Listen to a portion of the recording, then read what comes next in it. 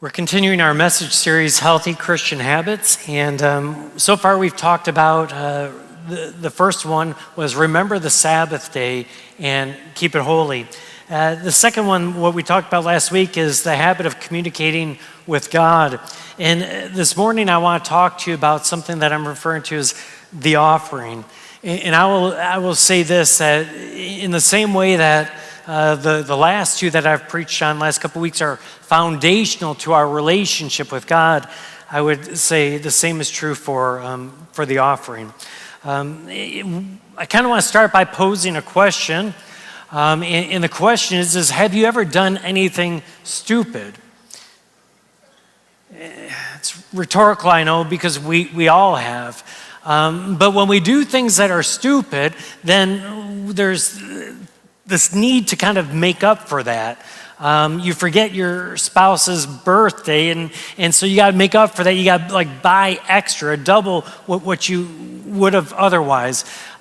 You forget to do something at work, and you have to impose on a coworker to help you get the project done. Maybe you're out of the office and you're asked them to literally do something for you, and if you do that, you're probably going to end up buying a gift card or doing something to try to make up for the fact that you didn't do what you're supposed to do.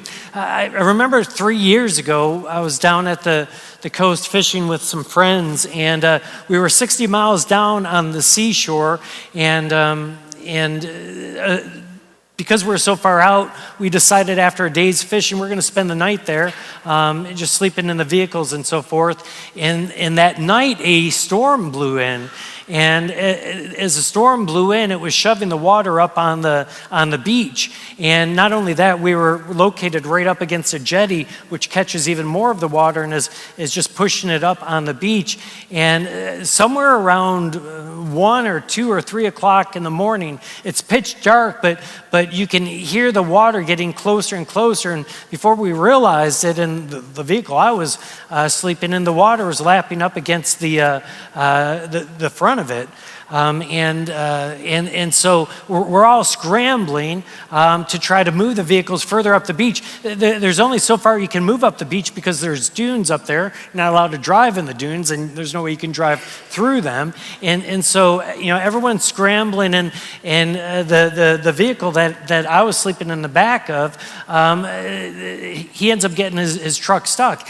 Big truck, F350. It's stuck. It's not going anywhere. Not a good thing, because it's not long, and it's going to be in the surf. It's going to be in the water.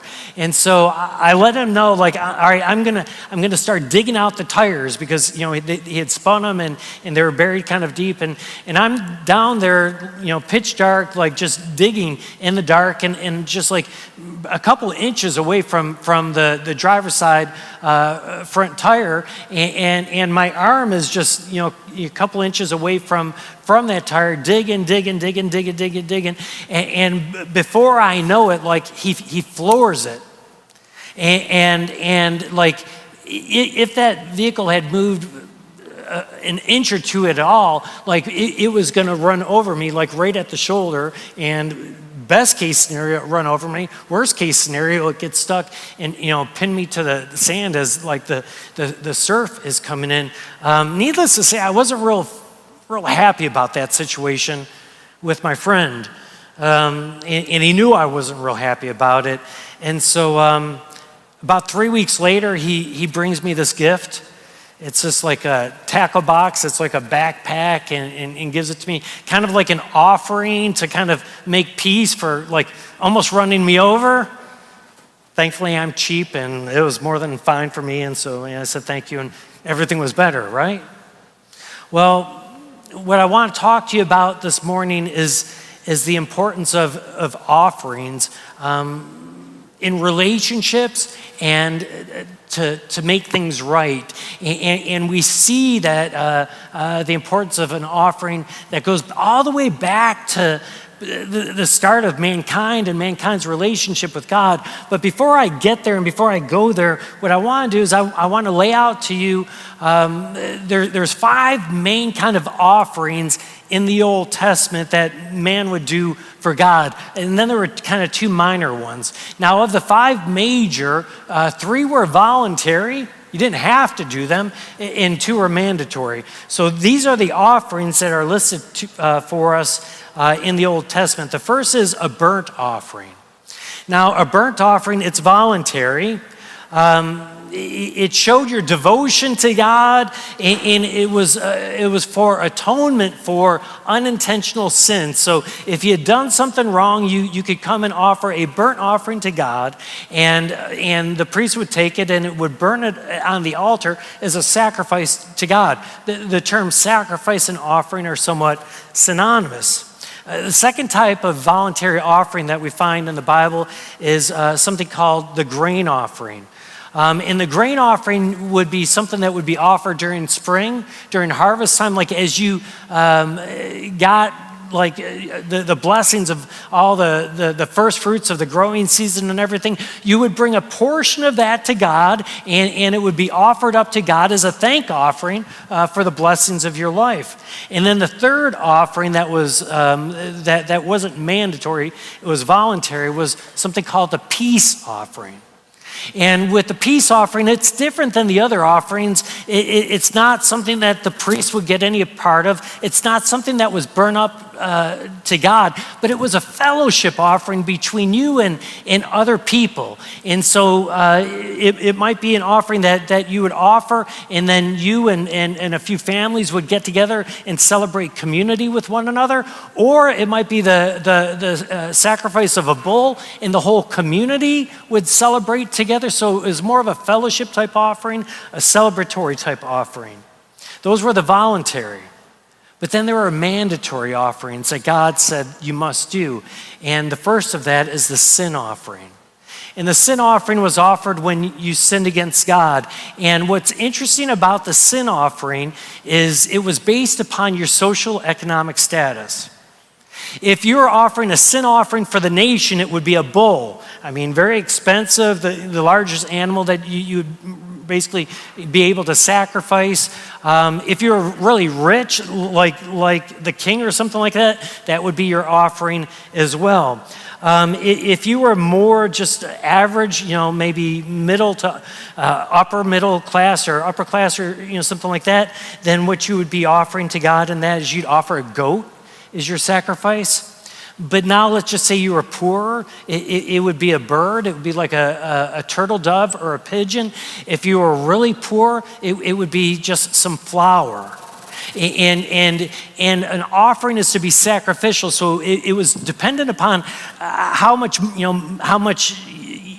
you made, what your social status was, and you would give that over to God. It is to show sincerity of repentance. It would be an offering then unto the Lord. The other mandatory offering that people were required to do is something that was called a trespass offering.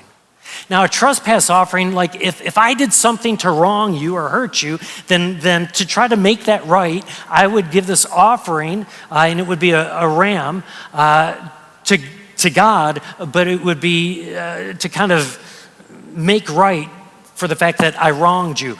The trespass offering, also if you made yourself unclean somehow, some way, you would offer the trespass offering to God. Those were the 5 main offerings, 3 voluntary, 2 mandatory. But then there were 2 kind of more minor offerings.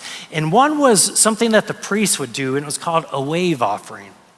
And so the priests didn't have jobs that they got paid for. So how did they live? How did they exist and so forth? Well, they would, depending on what the offering was, they would get a portion of that offering. So with a wave offering, the priest would take a portion of that animal that was offered or sacrificed and literally wave it above the altar as a sign that, hey, God, it belongs to you.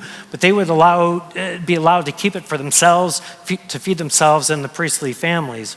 And then the last offering was something called a drink offering. And so a drink offering was wine primarily that would be poured out on the altar. And it would go with these other offerings. As you're offering these other offerings to God, these animal offerings and sacrifices, sometimes a drink offering would be poured over that, and that would be offered up to God as well. Now, I share this with you because, once again, this offering, you don't realize it yet, but you will before you leave here this morning, it's foundational to our relationship with God. And what you're going to see is from the very beginning, when we look at man's relationship with God, there's this offering that is extended to God. We see it at the very beginning. We see it in Genesis. We see it with Adam and Eve's sons, Cain and Abel. Look at Genesis chapter 4, verses 1 to 8. Now, Adam made love to his wife Eve, and she became pregnant, and she gave birth to Cain.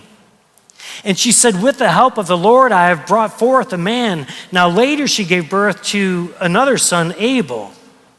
Now Abel kept flocks, and Cain worked the soil. But in the course of time, Cain brought some of the fruits of the soil as what? As an offering to the Lord. And Abel also brought an offering, fat portions from some of the firstborn of his flock. Now the Lord looked with favor on Abel and his offering, but on Cain and his offering the Lord did not look with favor. So Cain was very angry. His face was downcast. And the Lord said to Cain, why are you angry? Why is your face downcast? If you had done what is right, will you not be accepted? But if you do not do what is right, sin is crouching at your door. It desires to have you, but you must rule over it. And so Cain said to his brother, hey, Abel, let's go out in the field. And while they were there in the field, Cain attacked his brother Abel, and he killed him. This is at the very beginning of mankind. We see that offering is foundational in terms of the relationship between mankind and God. And not only do we see that, but what we see is it matters the manner by which you offer something to God. Abel's offering to God was pleasing and it was acceptable. Cain's wasn't. And so what it comes down to is why are you doing it? How are you doing it? Are you doing it under compulsion? Are you just trying to check the box? It's kind of like at work. Like we know people who go to their job and they're just collecting the paycheck, right? And they're just going through the motions. They're doing it half-heartedly. We can't stand working with people like that. And we hope that our boss is smart enough to recognize it. And it's just not good enough, is it? Think about Christmas time. At Christmas time, there's some people that are just so conscientious, aren't they? They're like, oh, you know what, this person would love this gift, and they get that for that person, and then they get something like totally different for the next person. It's so individualized. And then you get those people, it's like checking the box. Well, what I do for one, I've got to do for the other. So everyone's getting this, and check. It's done. Well, so it is with God. If we're just going through the motions, if we're offering an offering to Him that our heart's not in, He doesn't want it. If you, and we'll get into how we offer offerings to God, like if you are offering offerings to God, and many of us frankly aren't, but if you are, if you're doing it and your heart's not in it, don't do it. He doesn't want it. Look at 2 Corinthians chapter 9, verse 7. It says, each of you should give what you've decided in your heart to give. Don't do it reluctantly. Don't do it under compulsion. Don't do it because someone's making you feel guilty. Don't do it because people are watching. For God loves a cheerful giver. If you're not cheerfully giving, don't do it. My favorite story of an offering in the Bible is really the story of Jacob and Esau. And some of you are familiar with that story. Who are Jacob and Esau? Well, those are the twin boys of Isaac. They're the twin grandkids of Abraham. Now, if you're familiar with the story, Esau is born a few minutes before Jacob. But as the firstborn, he's the one that's entitled to the family inheritance. And so Esau is born, Jacob born shortly after. And so the father favored Esau, but mom favored Jacob. And not only did mom favor Jacob, God favored Jacob. And God wanted the inheritance to go to the second born. And so fast forward many, many years, they're adult men now. Dad's gotten old.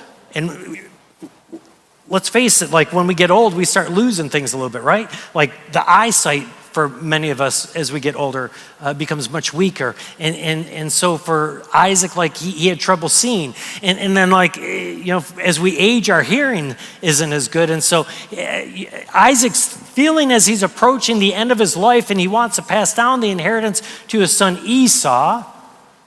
But mom wants it to go to Jacob, and she knows her husband doesn't see like he used to be able to see. In fact, he's almost blind, probably cataracts and so forth. His hearing's not the best. And so she devises this plan, and she calls her younger son Jacob and gets him in on it. And she takes some of her eldest son Esau's clothes and puts it on Jacob.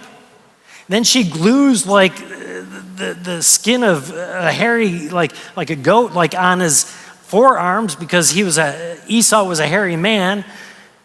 And so now Jacob's going to smell like his brother because he's wearing his brother's clothes. He's going to feel hairy like him. And then like Isaac was wanting Esau to go catch some game and make some of his favorite stew with the game before he gives this celebratory blessing to him.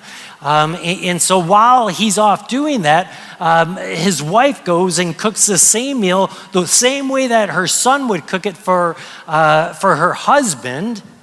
And she sends Jacob in there with the intent to fool her husband, who can't see really anymore, and his hearing's not all that great either. And so Jacob goes in there and dupes his dad and gets the blessing from his dad, the inheritance of basically all the family's possessions.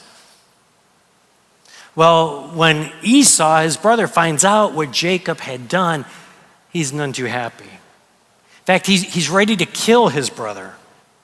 And so mom, fearing that her youngest son is going to be killed by her oldest son, she tells Jacob, you need to get out of here and get out of here tonight, right? And I want you to go back to where I'm from and go back there and find yourself a wife from there and just get away from your brother. This isn't going to turn out well. And so Jacob flees. He goes back to the land that his mom's from.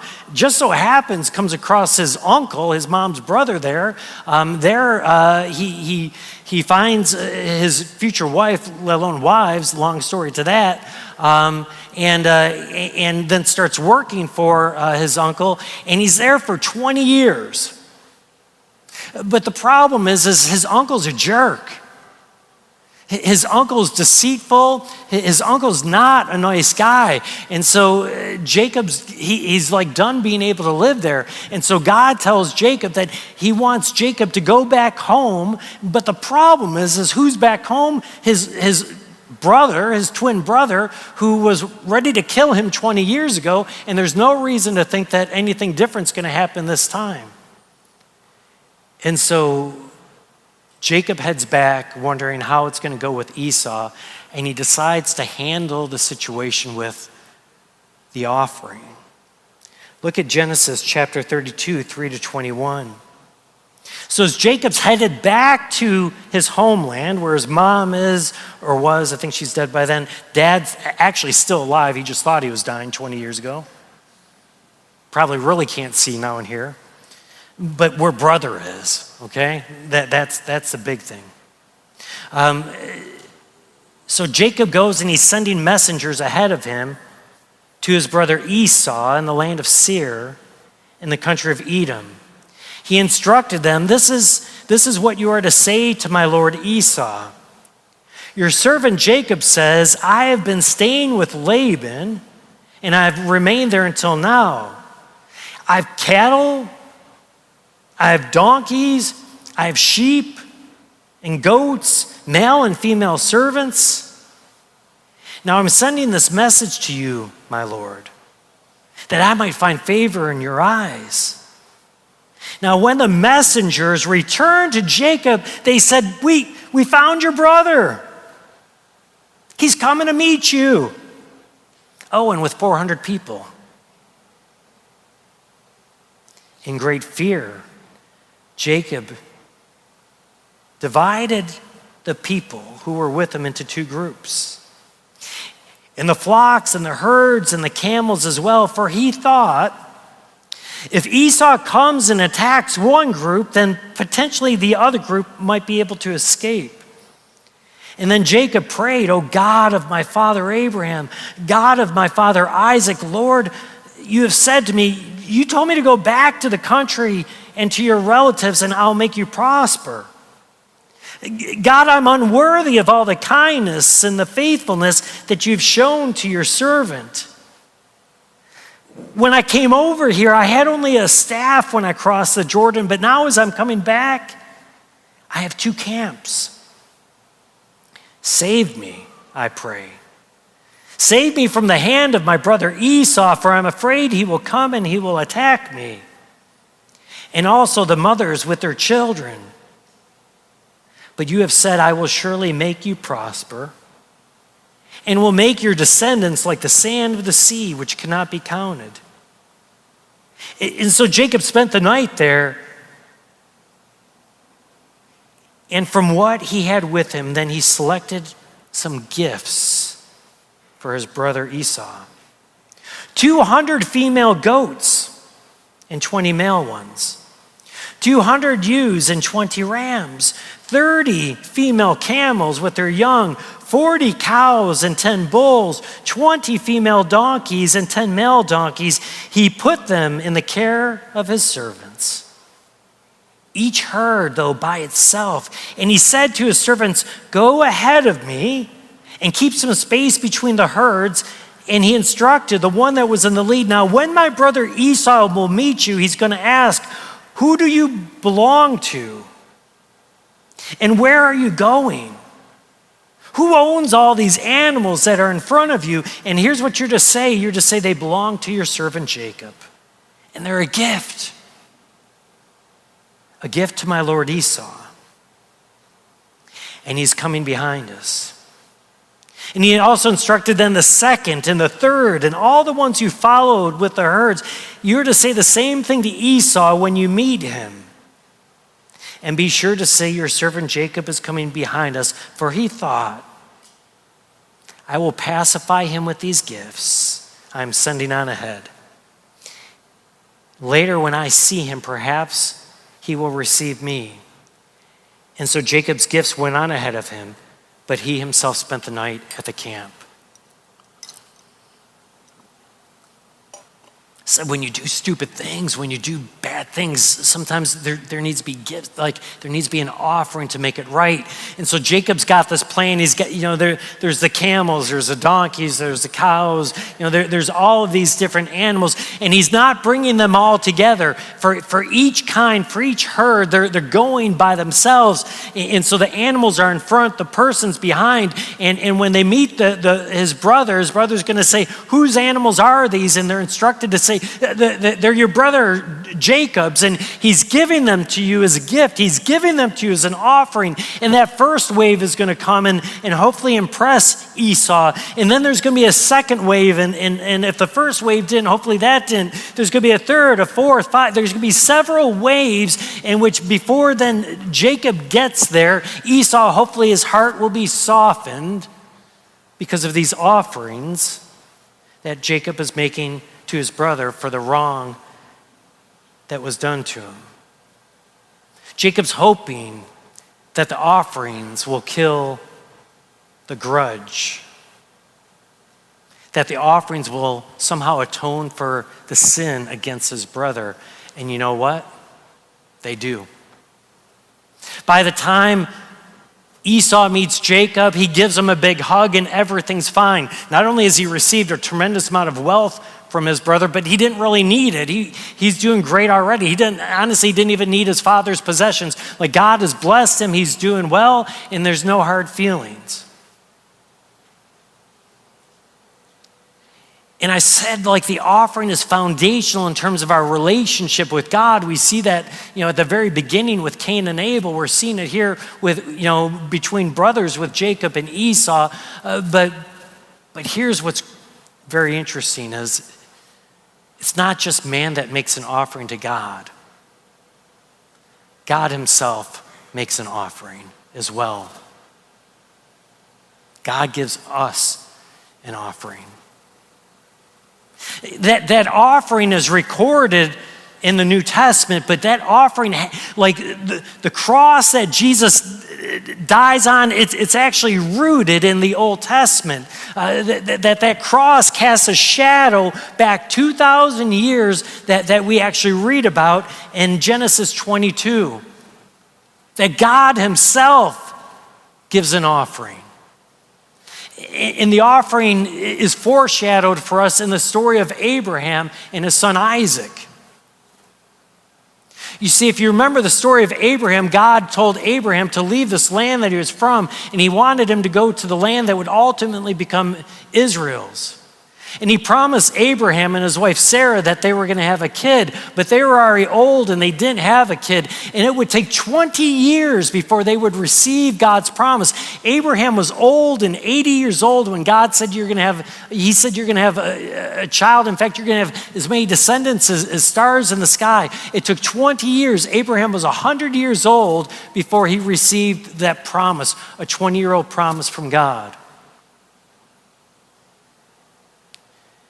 Now, after Abraham's son Isaac was born,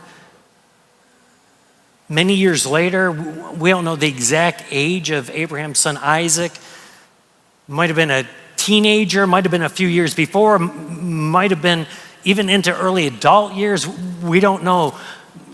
But God asked Abraham to make an incomprehensible offering, an incomprehensible sacrifice, one of his son. Look at Genesis 22, 1-14. Now, sometime later, God tests Abraham. And he says to him, Abraham. Here I am, Abraham replied. And God said, I want you to take your son, your only son, the one that you love, Isaac. And I want you to go to the region of Moriah. And I want you to sacrifice your son there as a burnt offering on a mountain that I will show you. Now, early the next morning, Abraham, he got up, he loaded his donkey, and he took with him 2 of his servants and his son Isaac. And when he had cut enough wood for the burnt offering, he set out for the place that God had told him about. And on the 3rd day, Abraham looked up and he saw the place in the distance. And he said to his servants, he said, stay here with the donkey while I and the boy go over there. We will worship and we will come back to you. So Abraham took the wood for the burnt offering. He placed it on his son Isaac, and he himself carried the fire and the knife. Now, as the 2 of them went on together, Isaac spoke up to his father, Abraham, and he said, Father? Yes, my son, Abraham replied. Dad, the fire and the wood are here, Isaac said. But where's the lamb for the burnt offering? Abraham answered, God himself will provide the lamb for the burnt offering, my son.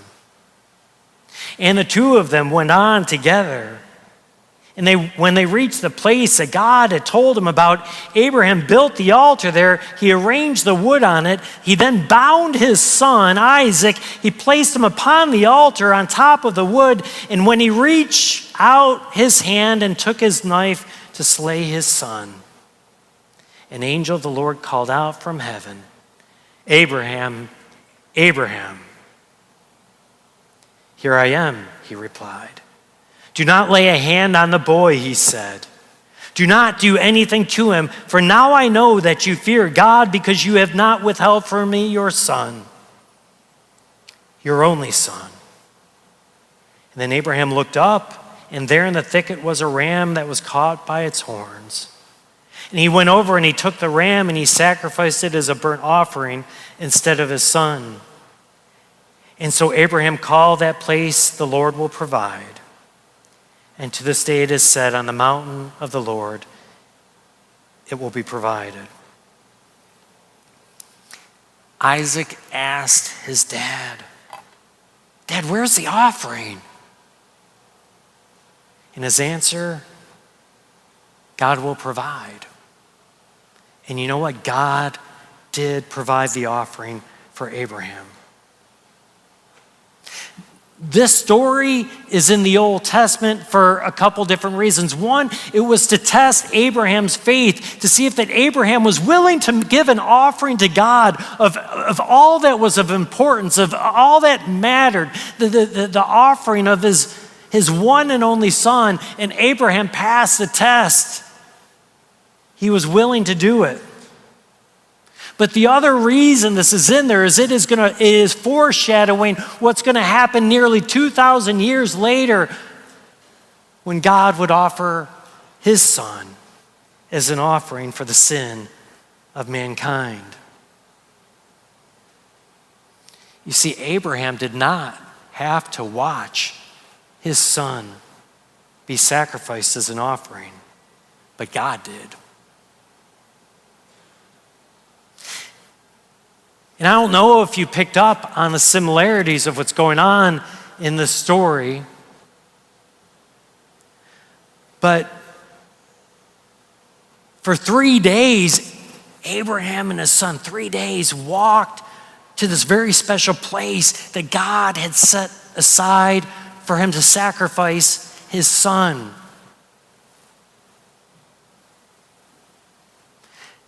Abraham's son was carrying the wood for the sacrifice. God's son would ultimately carry the wood for his sacrifice on the cross.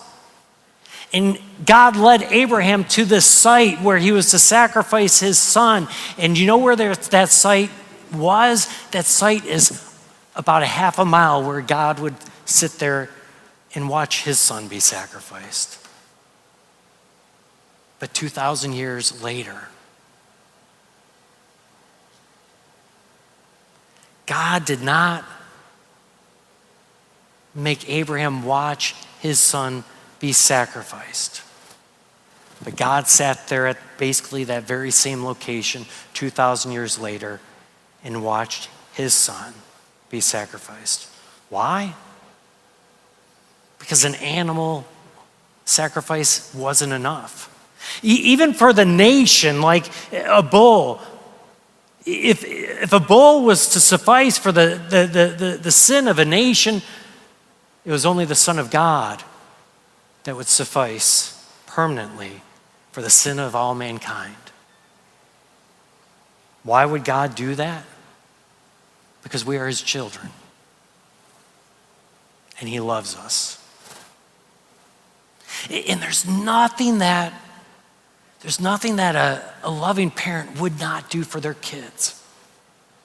Going back to that tragic story of this past week, that plane that crashed, what breaks my heart the most is hearing the story of like a parent that was at home and whose kid was on that plane. And I'm here to tell you that there's not a loving parent alive, a truly good, loving, caring parent, that if they knew that their kid was going to die on that plane, that they wouldn't have fought their kid to be on that plane and to take the spot of their child on that plane. When a parent gets that unfortunate news that their child has some incurable disease and they're going to die, there's not a good, loving, caring parent that wouldn't, in a heartbeat, be begging God to take the place of their kid so that their kid would not die. God loved you so much that he was willing to sit there and watch his son suffer and die on that cross so that you and I would not have to die eternally, but that we would live with God forever in heaven. What an offering. And what a sacrifice. And so my question to all of us in here this morning is this. If the offering is foundational to the relationship between God and man, and we see that in the Old Testament, and we see that in the New with Jesus, what is your offering to God? What offerings are you offering up to him? And how are you offering them? For me, there's three, and I'm going to add a fourth kind of offerings that we give to God. The first is the offering of time.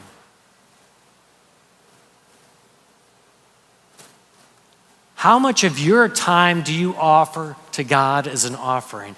And I'm telling you, time is a hard one to give because all of us in here, we're busy, like from sun up to sundown. And even when we're not busy, we can make ourselves busy by being on our phones and watching videos and doing this and that. How much time do you offer up to God each and every day as an offering? What about our talent, the things that we're good at? You know, God gives us gifts and abilities, but we primarily use our talents for ourselves. If you're blessed enough to be working a job where the things that you're good at, that's what you do for a living and you enjoy getting to do it, well, many of us use our talents for our employment. We also use our talents for our recreation, our hobbies, the things that we enjoy doing. How much of your time do you give to God as an offering? How much of the things that you're good at do you use to serve God and to offer up to him?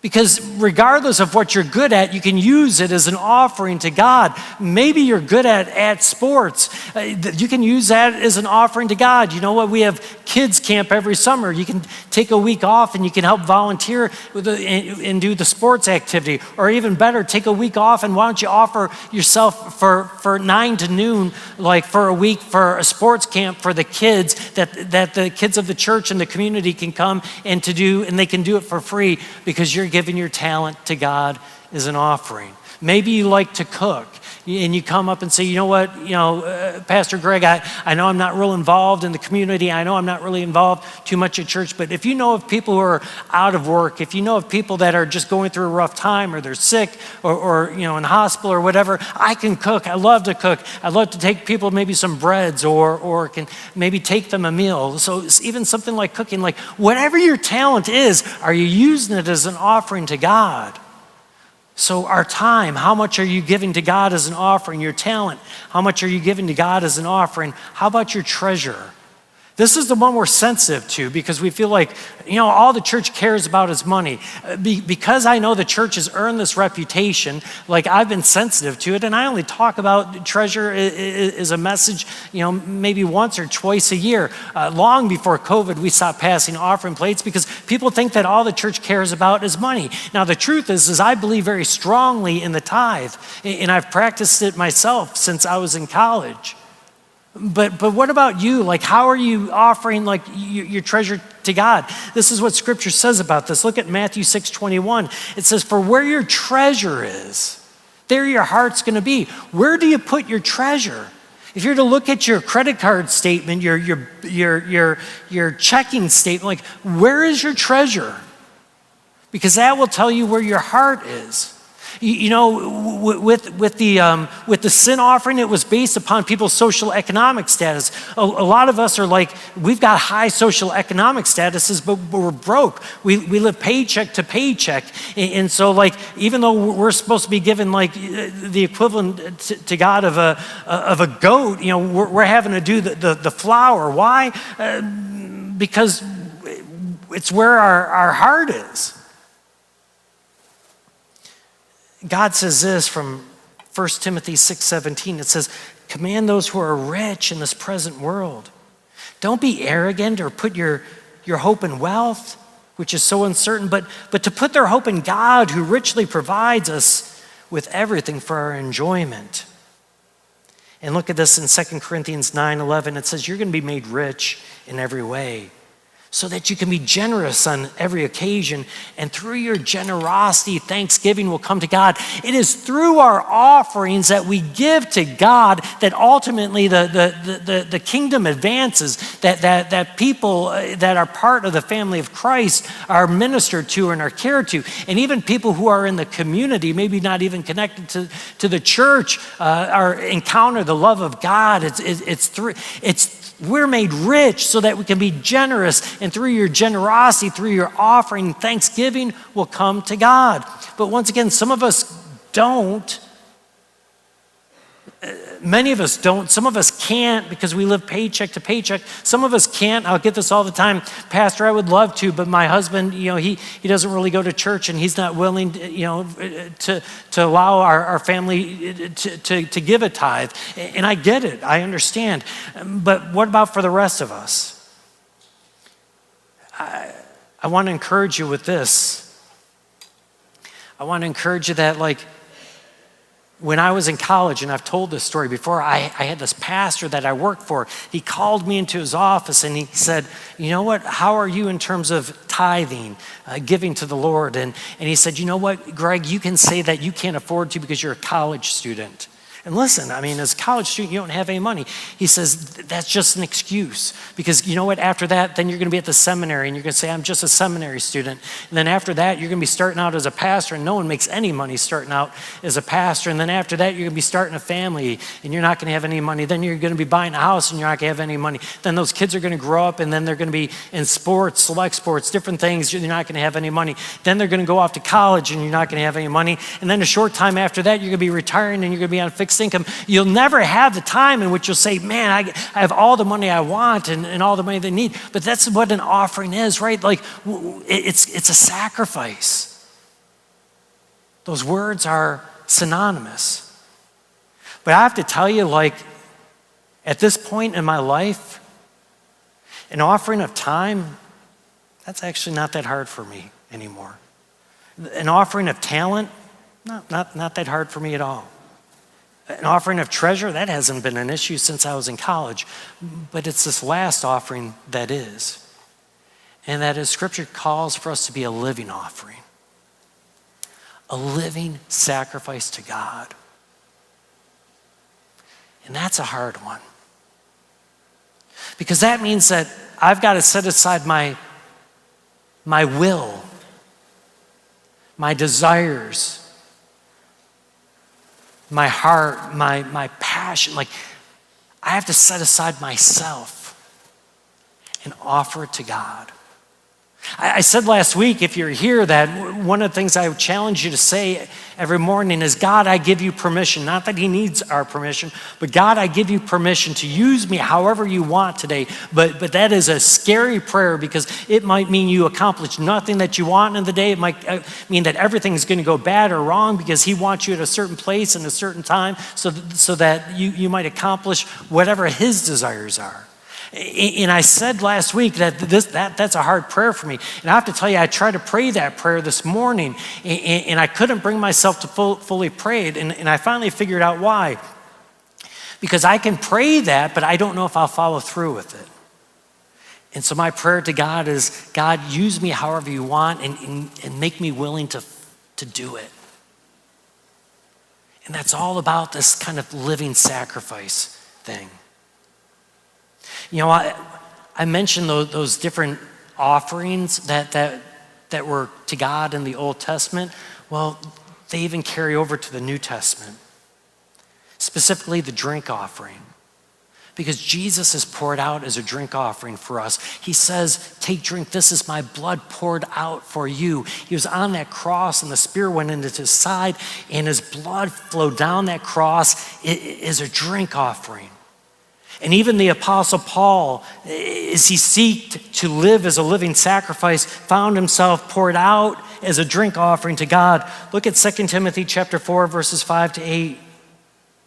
But you keep in your head in all situations. Endure the hardship, do the work of the evangelist, discharge all the duties of your ministry. He says, for I am already being poured out like a drink offering. And the time of my departure is near, because I have fought the good fight. I have finished the race. I have kept the faith. Now there is in store for me the crown of righteousness, which the Lord, the righteous judge, will reward to me on that day. And not only to me, but to all who have longed for his appearing. You see, when we learn to live as a living offering to God, we may find ourselves poured out as a drink offering. It's an offering of our lives ourselves. Don't ever confuse why we are called to give offerings to God. He has made it right by his offering, the gift of his son Jesus Christ. The relationship with God and man has been restored. But out of love, we respond with our own offerings to him. We do it out of relationship, because when you're in relationship, relationships are about sacrifice. And we do it because in the Old Testament, an offering to God smelled sweet. As they were burning that sacrifice on the altar, Scripture says it was a sweet smell to God. And I'm here to tell you that when we give of our time, when we give of our talent, when we give of our treasure, when we give of our lives as living sacrifices, that is a sweet aroma to God. And remember that it is through our offerings that God changes lives. You will be made rich in every way so that you can be generous on every occasion. And through your generosity, thanksgiving will come to God. You know, back in 1988, Ray Boltz wrote a song. It's called "Thank You for Giving to the Lord." And it's kind of overwhelming if you think about it. It's old and it's dated now, I get it. But the gist of the song was this, is that one day you and I are going to be in heaven. And we're going to be there awaiting to meet Christ. And maybe families going to be showing up, and friends that we haven't seen for a long time. It will be a time of joyous celebration. But he talks about there's going to be that kid that you taught in Sunday school 40 years earlier. You don't even remember. And says, thank you for giving to the Lord. I was a life that was changed. And then there's going to be this other person that's going to come up, and this other person that's going to come up, and they're going to be thanking you because it was through your offerings, right? That they now are in heaven. What amazing experience and blessing that will be. Will you join me in a word of prayer? Gracious Almighty God, we just thank and praise you for this morning to be able to hear your word. And I just pray that first and foremost, we thank you for the amazing offering of your son, Jesus Christ. And that sacrifice that you sat there and you watched your son who carried the wood for his own sacrifice, and you sat there and watched from heaven as he suffered and died for us. We thank you for that offering. But I pray, gracious God, that all of us out of love and just out of relationship with you, that you'd move us to return to you an offering. Not of under compulsion, not because we have to, not because of anyone watching or any other reason, but just out of pure joy and thankfulness for that amazing offering that you gave us. Help us, gracious God, to give you an offering of our time. It's so hard to find. Of our talent and of our treasure. But most of all, help us all get to the point that we can give you the offering of our lives, that we might be a living offering, a living sacrifice. In Jesus' holy and precious name we pray. Amen.